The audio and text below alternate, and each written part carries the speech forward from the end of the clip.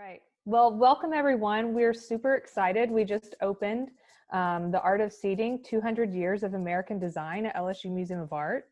The galleries are open for visiting. The show has been open since Thursday night. And we really hope that if you haven't already, you will make time to go see it. We are wearing masks and all of our kind of COVID restrictions are available on our website, but we feel like it is a safer indoor space than so many of the places that we go day to day. So we'll hope you'll consider visiting the show. The exhibition comes to us from international artists and was organized by the Museum of Contemporary Art in Jacksonville, Florida. It's the private collection of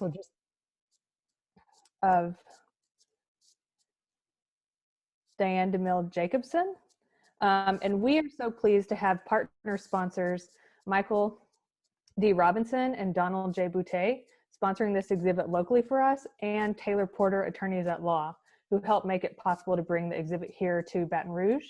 And programming like this one and our upcoming Sit and Learn series is sponsored by Louisiana Cat, and additional support is provided by our annual exhibition fund donors. So thank you to everyone who makes this possible. All of our exhibitions and programs are 100% donor supported. And so we're really grateful to everyone, and every bit counts. I know Sarah, our communications coordinator, is going to throw up a link if anyone wants to donate to support this program. We would certainly welcome that. So with that, I would like to welcome Dr. Bridget May. She teaches with the School of Interior Design at LSU College of Art and Design. We can see Bridget. She's Professor Emerita at Marymount University in Arlington, Virginia, and specializes in the history of interior design. She taught for more than 30 years. Some of her honors include winning the Educator Medal with the ASID Washington Metro chapter, and she is a fellow at the Interior Design Educators. Is that correct, Bridget? Yep, council at the council. end of. And she also has authored several books, including a textbook, Architecture and Interior Design, an integrated history to the present, with co-authors as well. But she's really prestigious and an expert in design history. So we're so grateful to have you with us today to share with us about the chairs and the design as an overall kind of interior design. So with that, I wanted to start, since we aren't able to be in the galleries for this discussion. Normally I would give this gallery talk in the galleries with just giving you an overview of the space. So the chair show features 43 chairs that traveled to us as an exhibition, and then we added 4 chairs from our own collection, and we added basically 100 years of design. So you could say our rendition of the Art of Seating is 300 years of American design. And what you're looking at now is the first gallery that you would go into. And there are actually 2 points of entry. So you could choose to come in this space where we kind of reversed chronologically and started with the contemporary chairs, or you could choose to enter at the other end and start in the 1700s. But we thought it was really excited to start contemporary, and so you're seeing some of these most recent chairs, these great wood chairs. The second section is 1930s to 1960s, so just high modernism, really beautiful. A lot of these chairs you will have seen. There's a Frank Lloyd Wright in the background. We're looking up close at Bertoia. Chairs that I always knew to be in like public spaces like libraries growing up. I think that we're all familiar with these designs. Here's a view of the section focusing on the 1890s to 1920s. And this room has a lot of 19th century revival furniture, which Dr. May is going to be talking to us about. And finally, you can see a peek into the room where we added chairs from LSU Museum of Art's collection, including this transitional Queen Anne chair and Queen Anne chair back, and then the Chippendale chair we'll be talking about next, actually. So that's a quick overview of the exhibit. And with that, we are going to dive in. So what we're going to do is start chronologically. We're going to start with the 1700s. I'm going to talk about a few chairs from the museum's collection. Bridget's going to tell us all about 19th century revival movements and the aesthetic movement.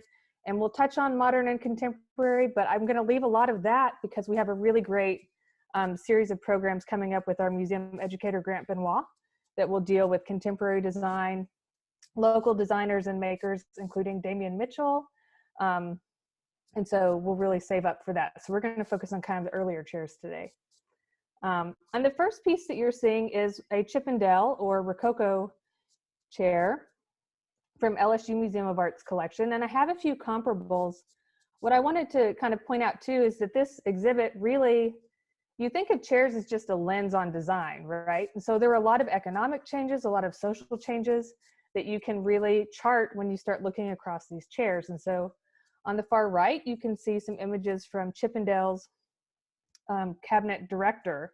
And this is really a book that spread widely and the American makers looked to when they were designing these Chippendale chairs. So there's a lot of variation, and then you start seeing regional differences. You can see differences between different cabinet shops. And so the chair in the LSU Museum of Art collection is a Philadelphia chair.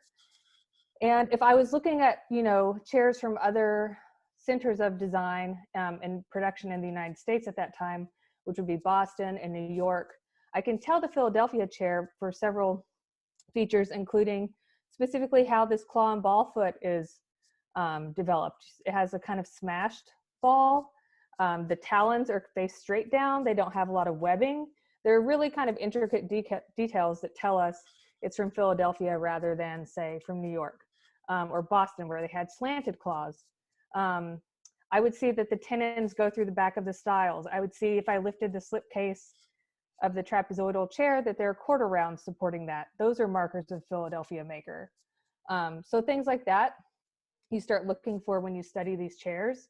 I was lucky enough to go to Winterthur a few years ago, which is, you know, the holy grail of American early decorative arts, and start comparing chairs. And so found this, there's some comparables if you want to compare the Port Royal room at Winterthur, which is the image I have showing it right.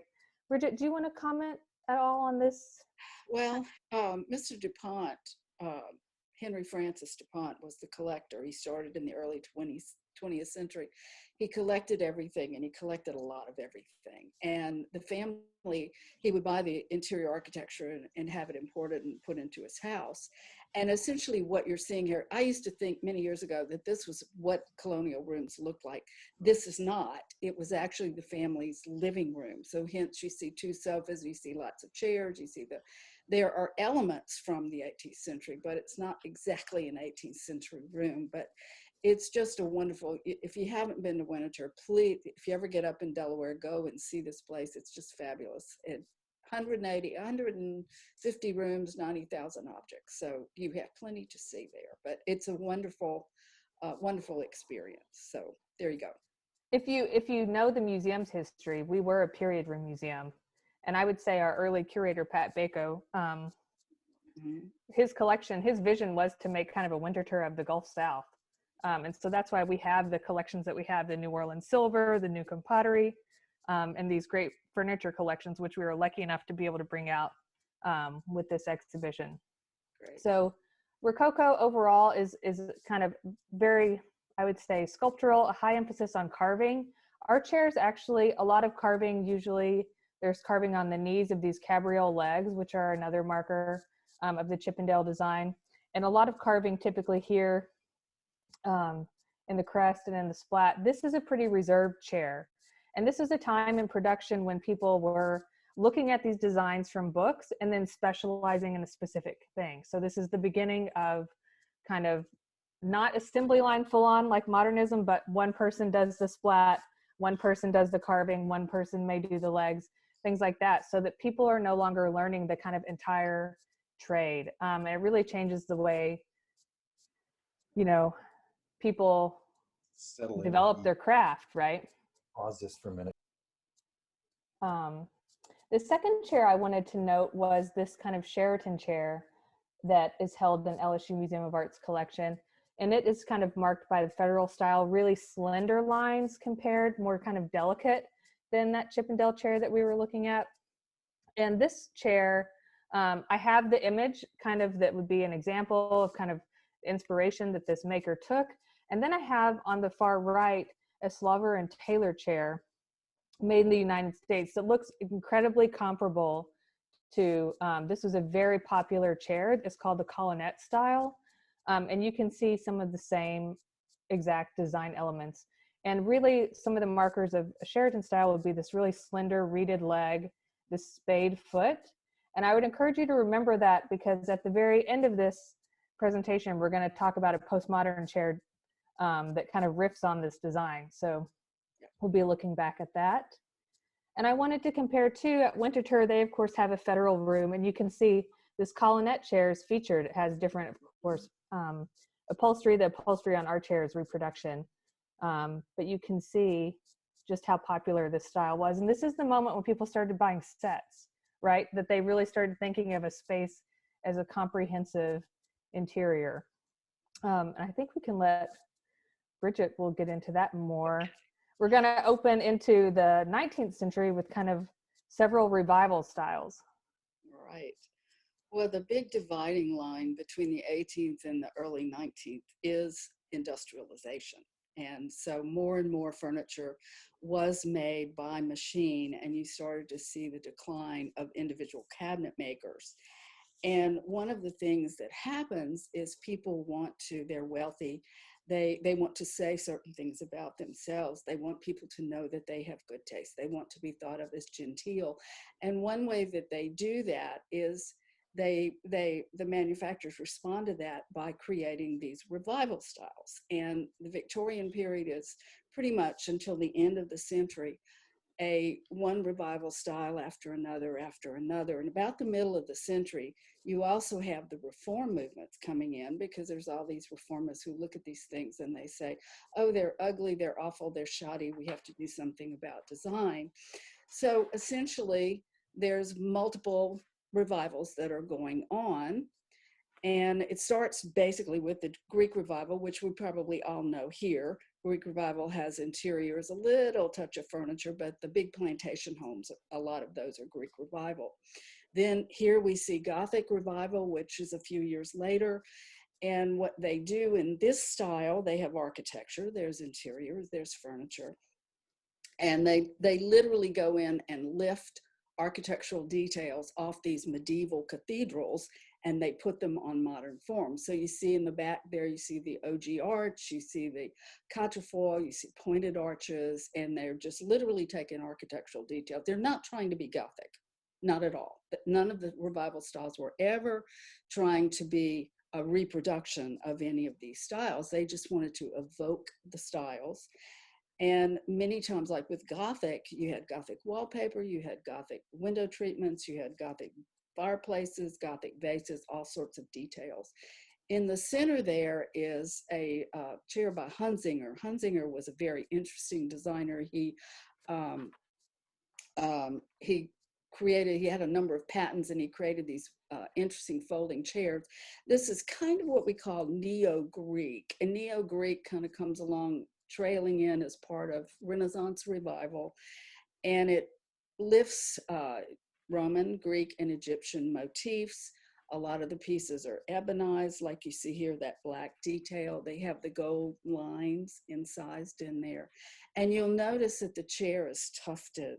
One of the things Victorian people really liked was visual complexity. And so tufting they admired it greatly. And in addition to tufting, they might add braid, or they might add trim. They pleat the edges of the chair, because visual complexity said this was comfort and it was expensive. So even if it wasn't. Then on the last slide, we have an Egyptian revival chair.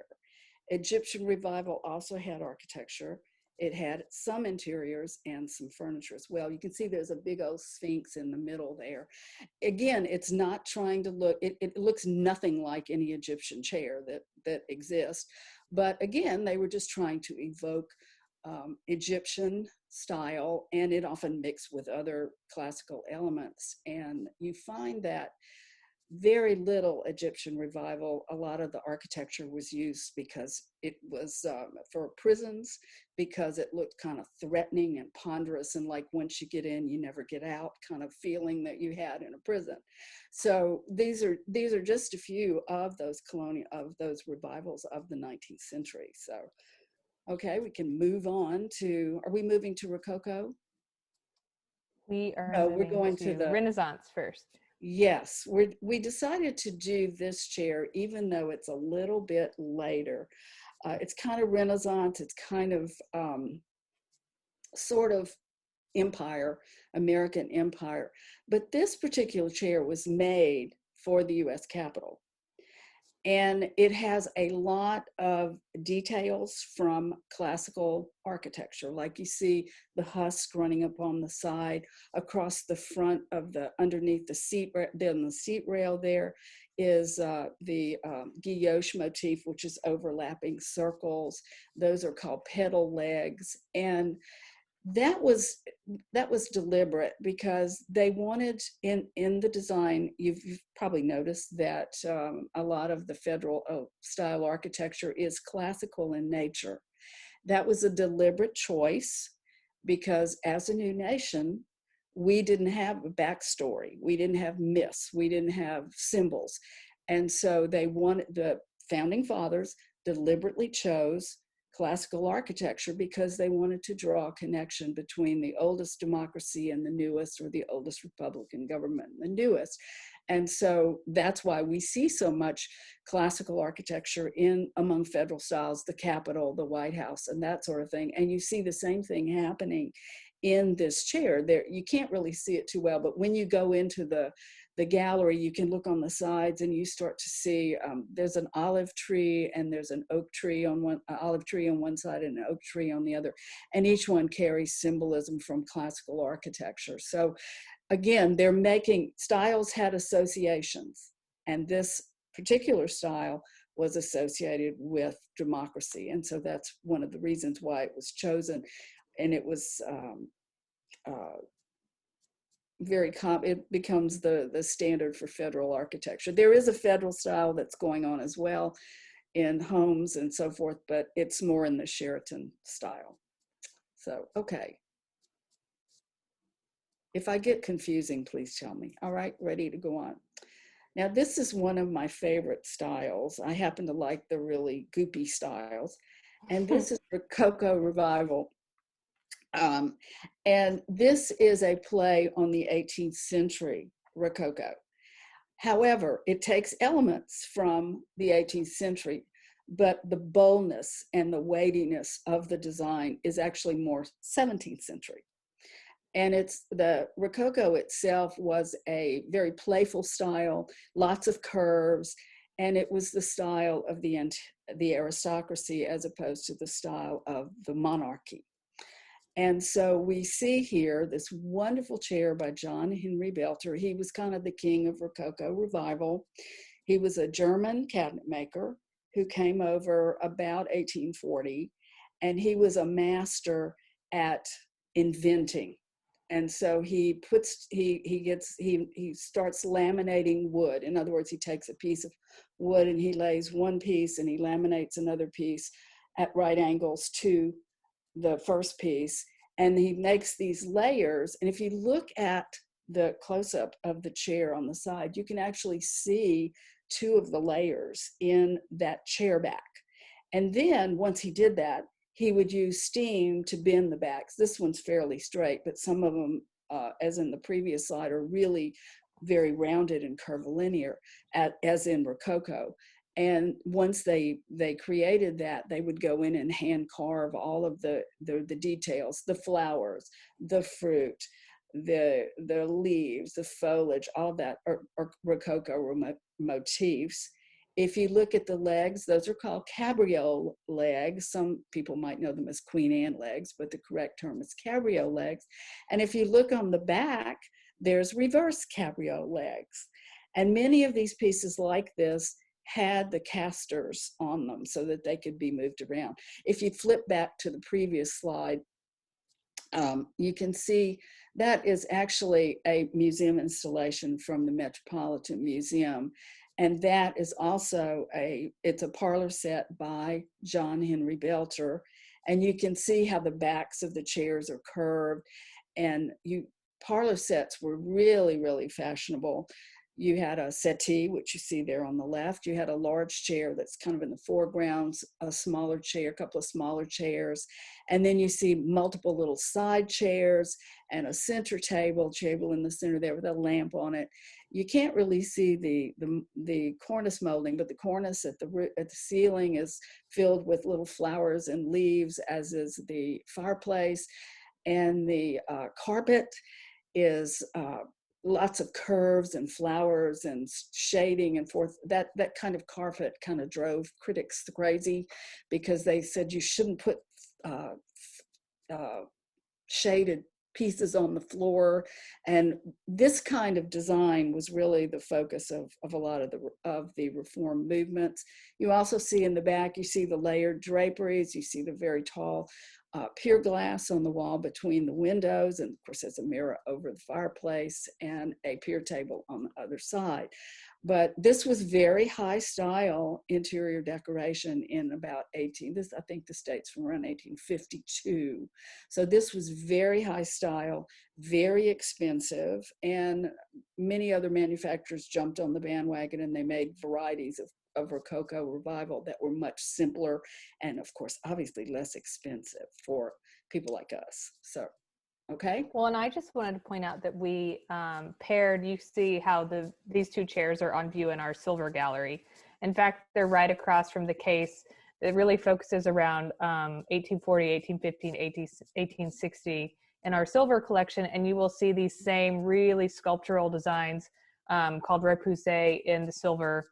But we use these chairs, in addition to adding chairs from our collection, we also pulled out chairs from the traveling exhibit to kind of make these connections across different design periods in our permanent collection. So it's really a treat to see it that way. And then I also just want to say that this is Rococo revival that we're looking at, but that Chippendale chair that I showed at the beginning, Chippendale aligns with the Rococo period. So those beginnings of that cabriole leg, the beginning of the carving and sculpture in the pierced slat, those are the things that you see that have evolved 100 years later for the revival period.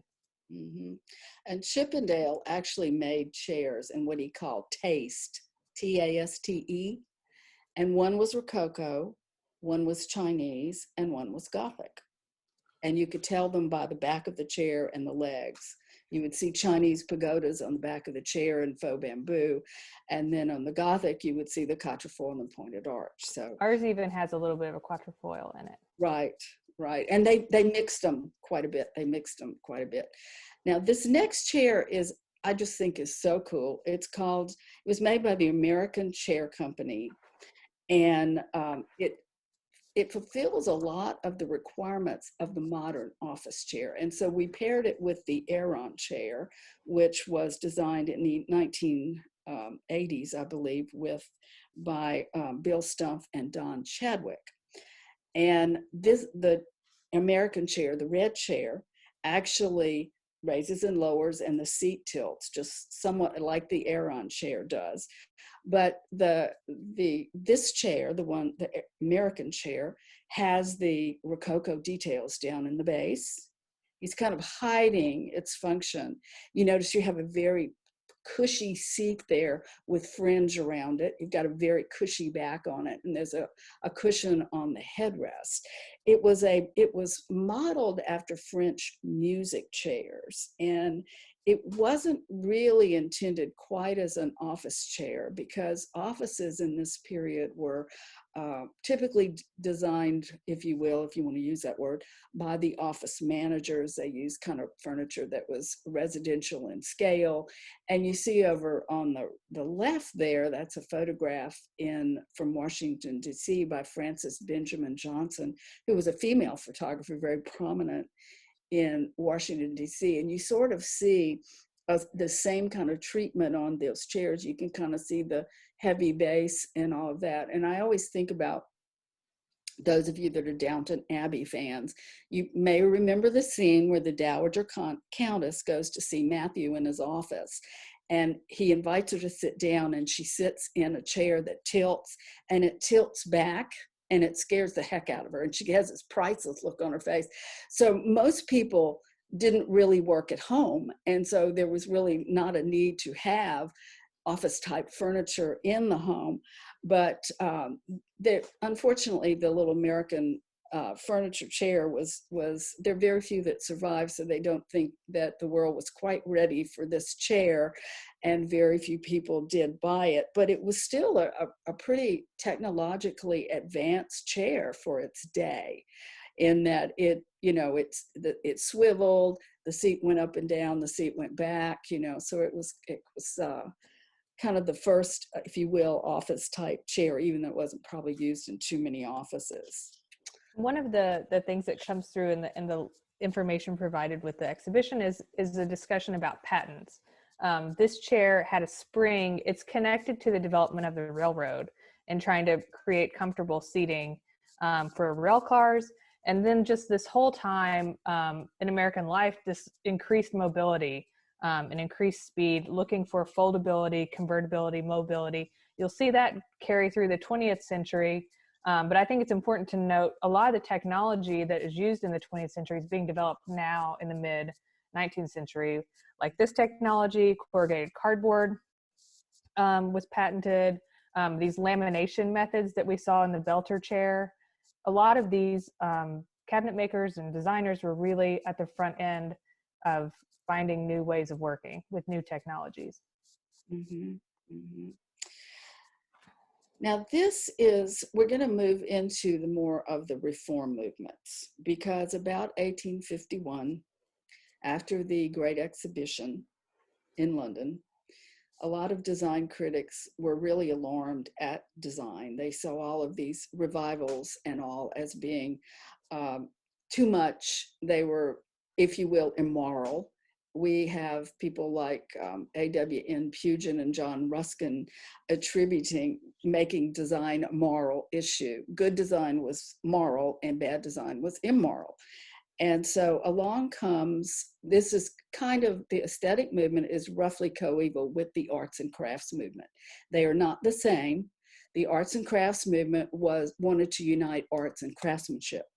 And most of these reform movements either accepted the machine or they rejected it. The aesthetic movement ignored it, but the arts and crafts people totally rejected the machine. They wanted good design. All of them wanted good design for everyone, but they took different routes to get there. And the aesthetic movement was one in which it introduced principles of art. And when I say the word art, it has a capital letter, into furniture and interiors and decorative art. And it's not really a single style, it's kind of an attitude. And the goal was to have art in every home. And so what these people believed was that the reason design was not good is because the consumers were buying the bad design. And so they wanted to teach consumers principles of design, of art and balance and historical precedent, so that they would be educated and they wouldn't buy this crummy design. They also rejected the notion of morals and political purposes, and they're the group that had the art for art's sake motto. If you've ever seen The Mikado by Gilbert and Sullivan, that's kind of an outgrowth of the aesthetic movement. And also some of Oscar Wilde's work is that too. And they spread their philosophy through books and periodicals, starting with Charles Eastlake about 1860. And they wrote tons of how to decorate your home books, both here and in England. And you had, on the one side, you had the Philistines, who were the educated people. And then you had everybody else who, the Philistines were not the educated people, I'm sorry. You have the aesthetes, who were the educated people. And then you had the Philistines, who was everybody else. And the Philistines enjoyed making great fun of the aesthetes, and the aesthetes enjoyed making great fun of the Philistines. If you've ever seen the Peacock Room in the Freer Gallery, that's an example of aesthetic movement by James McNeill Whistler.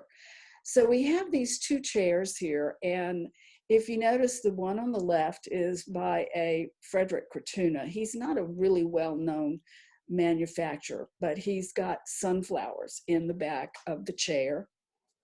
And sunflowers were a very important motif of the aesthetic movement. And then on the right there, we have a smaller ebonized chair by the Herder brothers. And Herder brothers was one of the leading design and furniture and interior decorating firms in the late 19th century. And what had happened was, because of machine manufacture, a lot of the smaller individual furniture making firms had gone out of business. And you do see some firms like Herder Brothers that were a full service firm. They would build the furniture for you, they would decorate the interior, they would do the drapes, they would do the flooring, they would do the whole, sort of like interior decorators do today. And they did some work for very important people like the Vanderbilts in New York, and their furniture and their interiors were very well known.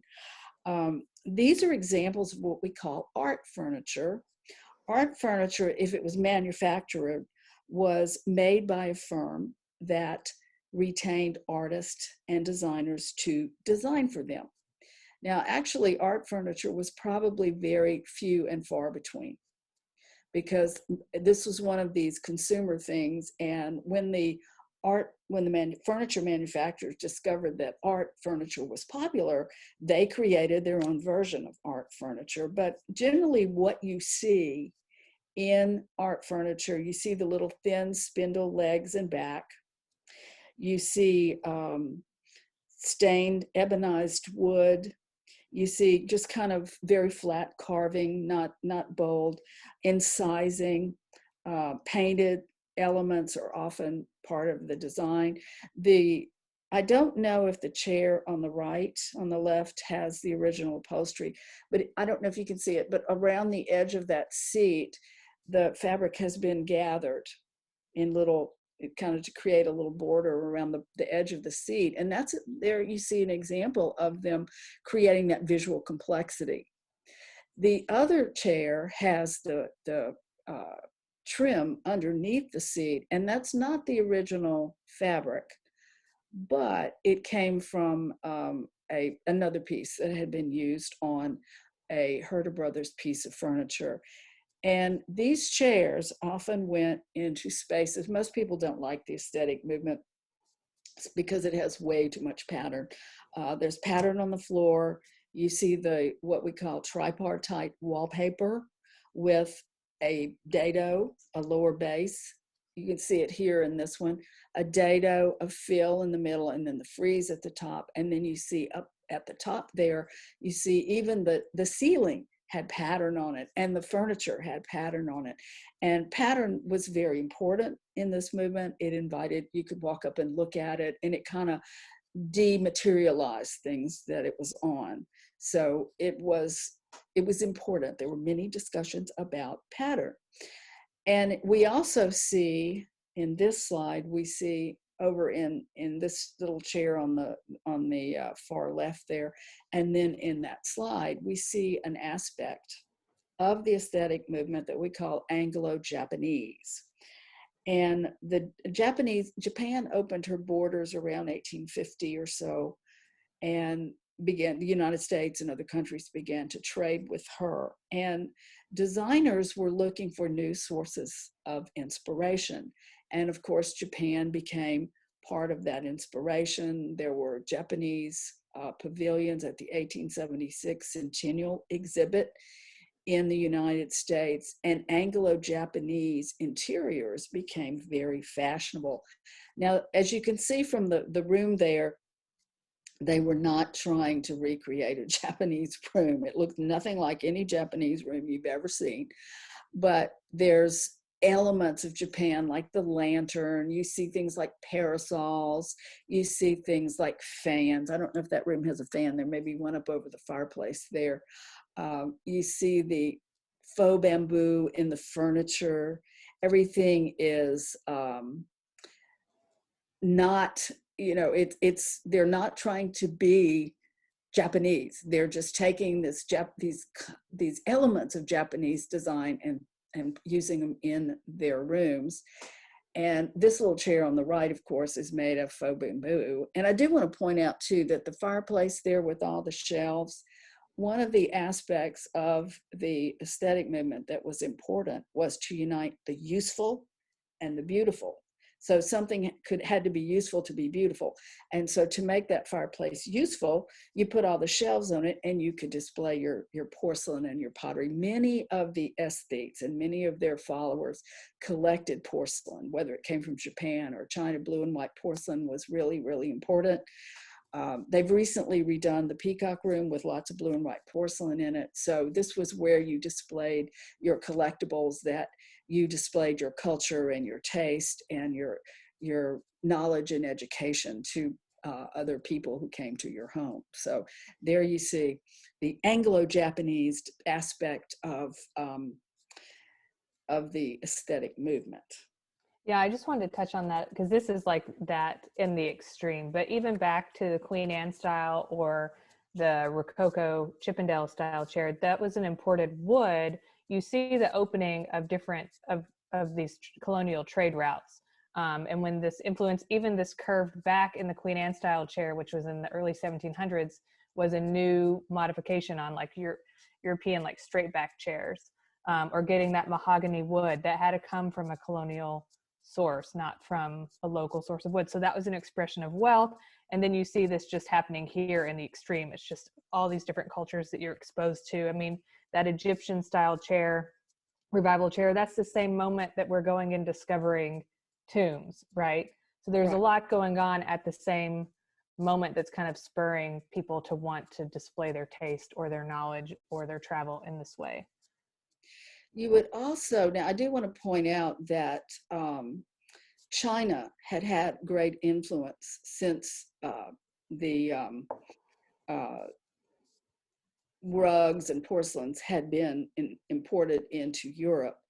And there was chinoiserie, as the word is used in France, the Chinese taste in the Rococo period. You would see pagodas and you would see bridges and fretwork and things like that in Rococo interiors. People did start collecting porcelains in the 17th century. And so it's the Chinese elements have been around, but these in the 19th century were more Japanese, even though there's not a whole lot of difference in the two. But they share some elements, but Chinese and chinoiserie had been around since about the 17th century. So, and even though arts and crafts is very different than this, you see the influence of Japanese design in a lot of the arts and crafts, in the Newcomb pottery and the glazing, all of that work. So if you're familiar with those galleries, we didn't touch as much on arts and crafts, but there are 2 arts and crafts chairs in the main exhibition, and we pulled out a Stickley chair to pair with our Stickley table in our arts and crafts in Newcomb Gallery at the museum. Right. So we have here, this is wicker or rattan furniture, and we have this wonderful little room here with that rattan chair. And now rattan has been around for a really long time. I have a slide that I show my students. I think it was even in ancient Egypt, but I have a slide that I show the students of a tub chair that was made out of rattan in the Roman period. So it's been around for a long time. And we have this lovely contrast here between the Appalachian kind of simple chair, and then we have this very fanciful, elaborately designed, I think they call that a peacock back chair, made by the Wakefield Rattan Company. And rattan is the material, wicker is the weaving that it goes through. And, you know, they used them for chairs, they used them for tables, they used them, you've probably seen them for baby carriages, they used them in a whole lot of different ways. And the Wakefield Rattan Company was from Massachusetts, and they were in South Reading, Massachusetts, and they were just really an important part of the culture there. They employed a lot of people, and eventually they merged with Haywood Wakefield. I don't know if you're familiar. That furniture used to be around about 40 years ago. I don't know if it's still around, but you can certainly see the difference in the very elaborately woven and intricately woven kind of fan back or peacock back chair in the ladies reception chair, and then you see it much simpler in the Appalachian chair. And, you know, people would freely mix in the late 19th century, they would freely mix rattan. And in the front there, you see a Windsor chair, you see a covered settee.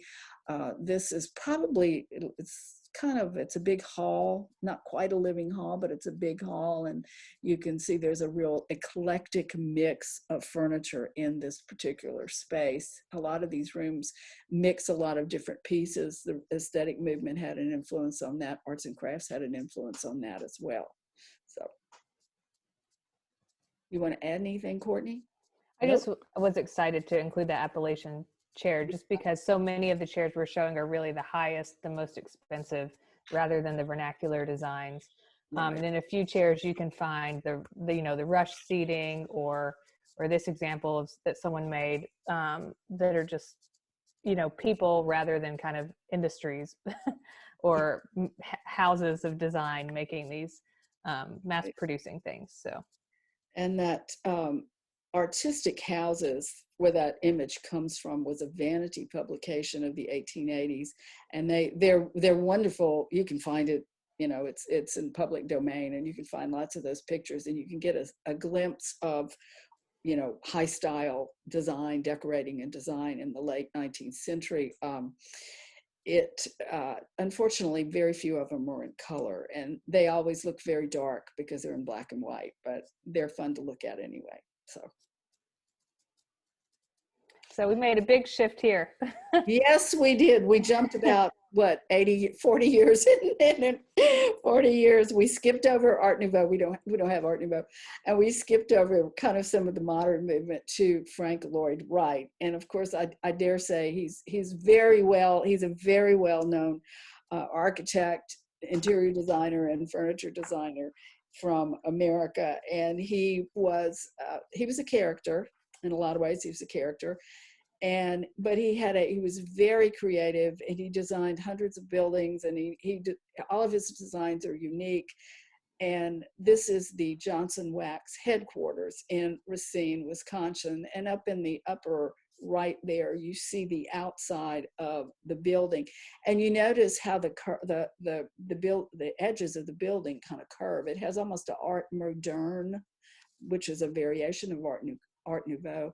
You see how the edges curve. You can see how the taller part, the edges curve there. It has the lower part is very horizontal. And one of the things that Wright would do with his design is he would have the brick emphasize the horizontality. The bricks were often very narrow, and the material between the bricks, that just went out of my head, but the material between the bricks matched the bricks. And then sometimes, as did sometimes the material between the bricks on the sides matched, and the top was a little bit different in color. So you get these really strong horizontal lines. And this was the administration building, and it was one of the first in the United States to be completely air conditioned. And that red brown was known as Cherokee red. He was well known for that color. And inside, he also designed the interior as well. And you see the chair on the left, and then you can see, I don't know, the slide's a little bit small, but you can see the open main hall in the great workroom in the building. It's kind of like what we used to call the bullpen. And Wright arranged the furniture in an open plan, an early example of that. And of course, if you look at that room, kind of the first thing that you see are those monstrous columns. And they're 9 inches in diameter at the base, and they're 18.5 inches at the top. And they were supposed to look like trees. Wright was very into organic and Japanese design, and he wanted them to look like trees, but somehow they became known as lily pads, and they're more like lily pads. And the building commission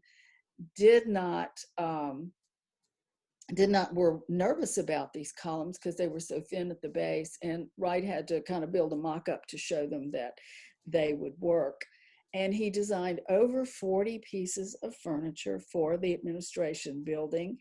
And the desk itself is very streamlined. You've got this very flat desktop and storage underneath, and you notice how the drawers just kind of go around in a semicircle, and then you have the elements, the support elements, and you can see them repeated in the chair. They repeat the shape of the chair as well as the shape of the desk. Now, I do want to point out, in the slide with the desk, can you see that the desk chair is 3 legs? They redesigned it, as you see here, with 4 legs because the 3-legged chair was notorious for tipping over. So they redesigned it to make it a little bit more functional. And he designed removable waste baskets and all sorts of innovative lighting designs and so forth for this particular space. And it's typical Frank Lloyd Wright of designing everything in the room. And, you know, we could always keep going about Frank Lloyd Wright and how creative he was, because he really was very creative. And there's that Cherokee red on the table and the desk as well. It's very cathedral-like, which Yeah, is a great, you know, cathedral to kind of corporate capitalism. I think, though, maybe one thing we didn't notice is that chair back flips. I know while it was 3-legged and that was supposed to promote good posture or just not getting to be comfortable at all or you'd fall over, there was some design for getting to lean back originally. Well, he was intending to help people get work done. Right. So there were rolling carts and files that could be moved around. So he was thinking ahead back then, because we don't have the first open office until I think it's the Quick Corner team in about 1968, when the open planning and the landscape office came into be. And I think that Herman Miller and George Nelson and someone whose name escapes me at the moment designed the first kind of modular office furniture in the 40s. So he was well ahead of his time.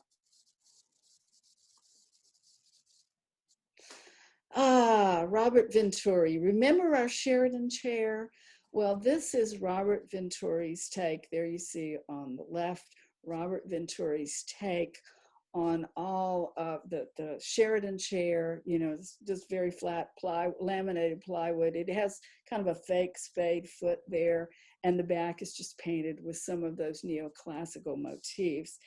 And Robert Venturi has been called the father of the postmodern, one of the founders of the postmodern movement.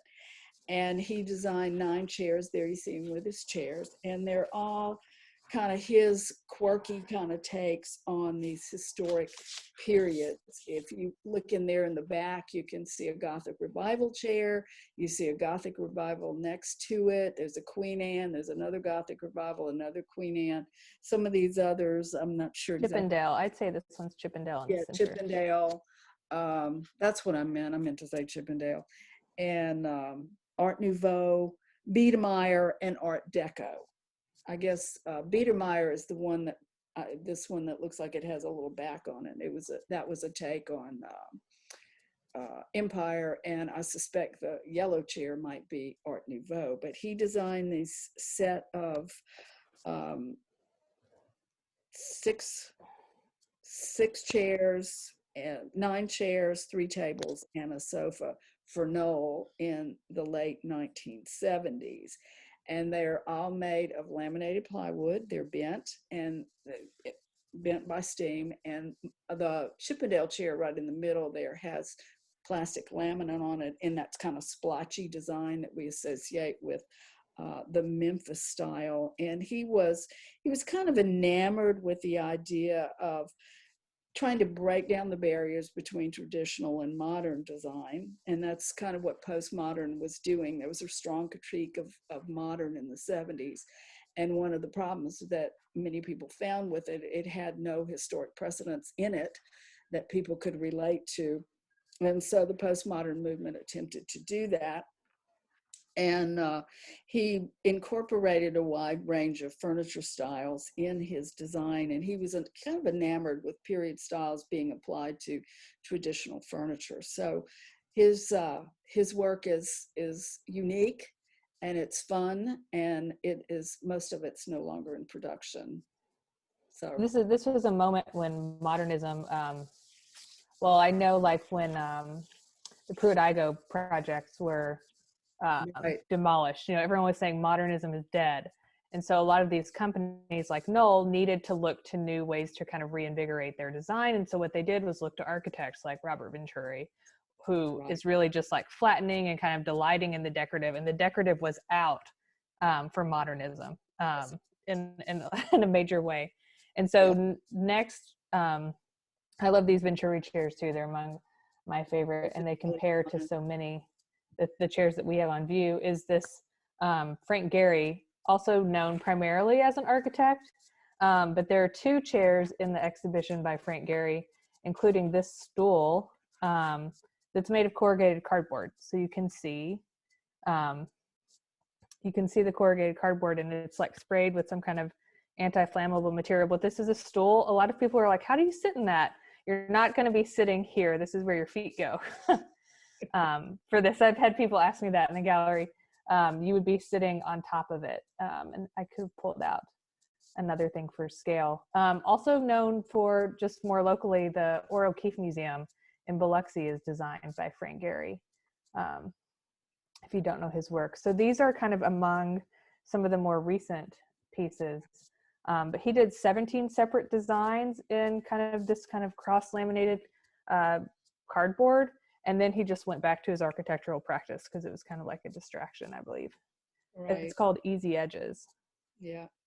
And his work is very unique. It is unique to him, and it definitely makes a design statement, as it looks kind of unlike any buildings we've seen before. And of course it's made possible by computers and lasers and all that sort of thing. I don't know really how functional these buildings are from a interior design standpoint, but I don't think that stool is very comfortable. I don't know. I haven't sat on it. We haven't sat on it. Somebody's asking. We don't get to sit on it. This is like, which one do you want to sit on the most? It's a tough question, but we don't get to sit on any of them. It's pretty tall, isn't it? Isn't it pretty tall? I remember it kind of tall for me, anyway. I don't know. It seems like it would be comfortable. It'd just be like sitting on a stool. Stools are never comfortable. Like a bar stool more than a it's a bar stool. Yeah. So I doubt it. But with a lot of these really modern chairs, comfort is not part of the design. It's more what it looks like rather than what it was when it's comfortable. If you ever have an opportunity to go through and sit in a bunch of modern chairs, many of them, including the icons, aren't very comfortable. We've had a debate. The last chair I'm going to show is really one of the most recent ones from 2004 by Vivien Beer, made at Penland. And this was supposed to look like just one piece, like cut from steel, almost like it. And it's really supposed to look like, it's called Current. It's supposed to look like water moving. We have this in our landscape gallery. And I just wanted to point out again that you can find these chairs in conversation with our permanent collection. And we have had some staff debates about whether this would be comfortable or not. It's a lot like a park bench. And I won't know the answer because I won't sit in it. But yeah. So yeah, I think we could open it up to questions for about 5 minutes if anyone wanted to revisit any design or look back at the overall show. Yeah. I'll stop sharing. And just if you want to either use the raise your hand function or type something in the chat. I see we have several chats. Yeah, there's a bunch of chat questions down there. I don't know. I hadn't been monitoring this until now.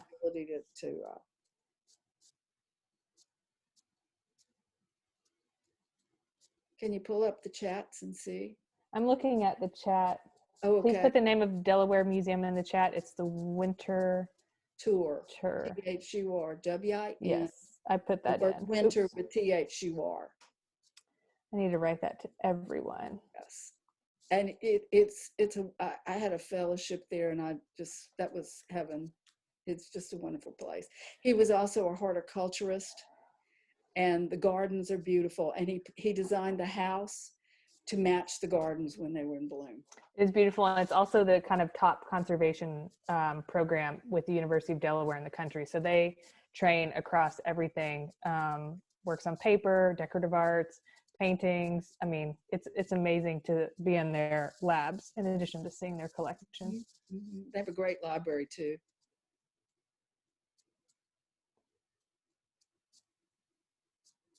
How long was this custom furniture used in the Johnson Wax building? Ooh, I don't know the answer to that. I don't know that one either. I don't know.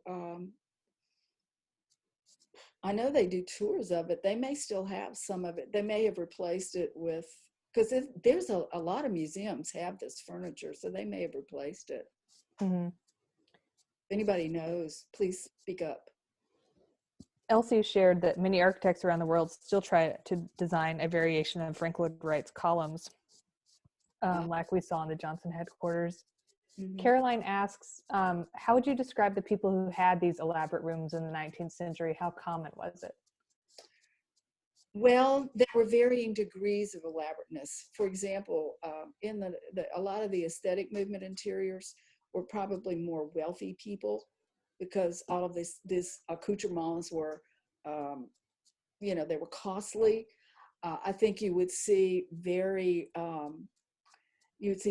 degrees. Like the Metropolitan Room was very high style and very expensive, but you had other people who could afford just lesser, plainer examples that would have these rooms too. So the really high style ones were wealthier people, and then everybody else kind of followed suit.